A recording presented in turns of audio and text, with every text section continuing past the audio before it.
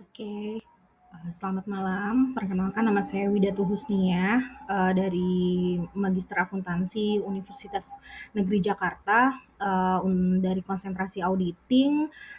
Pada kesempatan kali ini saya akan menjelaskan mengenai, audit sistem informasi, sebagai prasyarat ujian akhir semester. Nah, pada kesempatan kali ini, yang akan saya bahas yaitu study case mengenai, risk based audit dan strategi pengendalian sistem. Nah, eee, oke next. Nah, disajikan, sebuah case, terdapat suatu perusahaan yang memiliki sistem informasi akuntansi terintegrasi, untuk modul payroll dan, procurement. Nah, tapi dalam praktiknya ditemukan beberapa kondisi, sebagai berikut. Nah, yang pertama, data absensi dapat diperbaiki secara manual di cabang. Kemudian, kondisi kedua yaitu hak akses sistem belum sepenuhnya disesuaikan dengan rotasi jabatan, dan kondisi ketiga itu sistem belum memiliki validasi otomatis terhadap duplikasi vendor dan rekening bank. Dan yang terakhir atau yang keempat yaitu manajemen menilai sistem, sudah cukup berjalan karena, dinilai oleh manajemen itu laporan keuangan tetap tersaji secara tepat waktu. Nah, yang mau saya analisis pada kesempatan kali ini yaitu yang pertama, bagaimana auditor seharusnya menerapkan risk based audit atau RBA dalam kasus ini. Kemudian yang kedua itu mengidentifikasi resiko strategis, operasional, IT, dan fraud yang muncul dari kondisi tersebut. Kemudian yang ketiga, bagaimana integrasi COBIT, COSO, dan ISO 27001 dapat digunakan untuk memperkuat pengendalian sistem. Dan yang keempat, kita akan analisis dari sudut pandang akuntansi strategis, mengapa kelemahan SIA ini dapat berdampak pada pengambilan keputusan manajemen jangka panjang. Oke, next, yang pertama yang akan kita analisis adalah penerapan risk based audit atau RBA dalam kasus ini. Nah, jika saya diposisikan sebagai auditor senior, pendekatan risk based audit ini, tidak dimulai dari pertanyaan apakah prosedur berjalan, tapi, dari resiko apa yang paling mengancam pencapaian tujuan organisasi, dan kualitas informasi keuangan gitu, tidak hanya sekedar, apakah prosedur sudah berjalan, seperti itu. Nah, salah satu penerapannya yang pertama yaitu menetapkan audit universe dan risk appetite. Nah, kemudian yang kedua, identifikasi dan penilaian resiko inherent, dan yang ketiga evaluasi desain dan efektivitas pengendalian. Untuk yang poin pertama yaitu,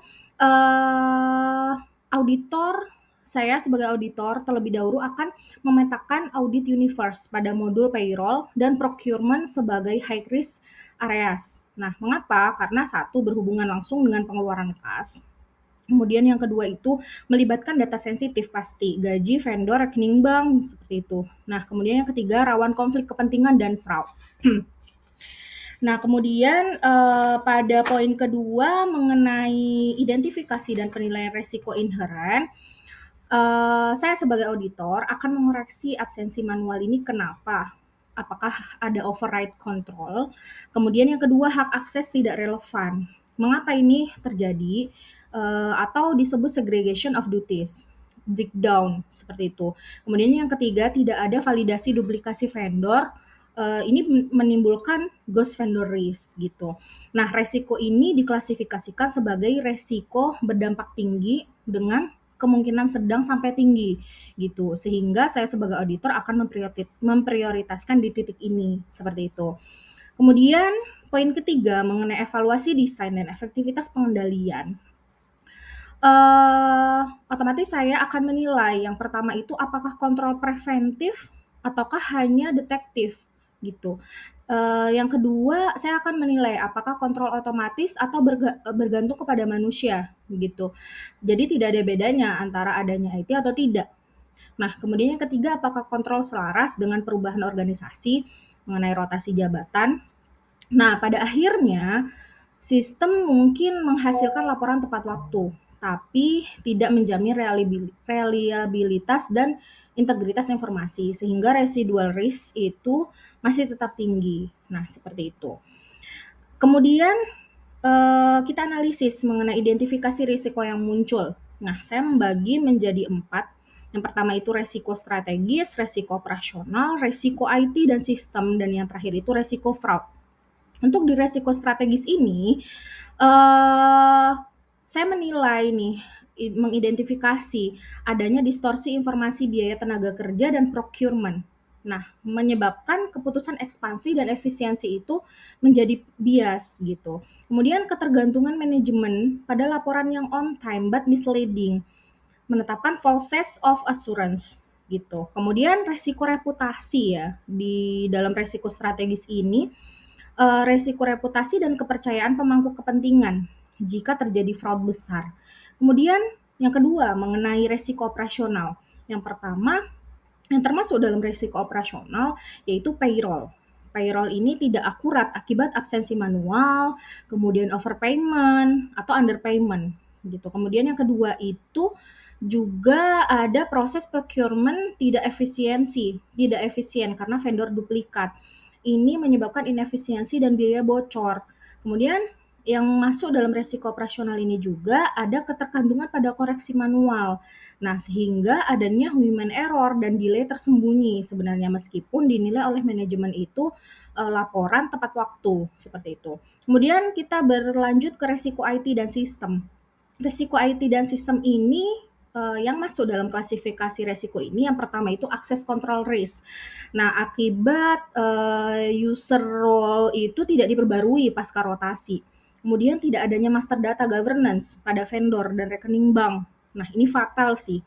Kemudian yang ketiga, lemahnya change management and IT general control. Nah, kemudian yang terakhir, yang masuk dalam klasifikasi resiko fraud, itu yang pertama, pasti payroll fraud. Karena jam kerja fiktif, tapi tetap bisa jadi titip absen gitu. Nah, kemudian procurement fraud. Bisa jadi terjadi adanya ghost vendor atau masuk ke rekening pribadi seperti itu. Kemudian yang ketiga, manajemen override of controls, terutama di cabang ini biasanya.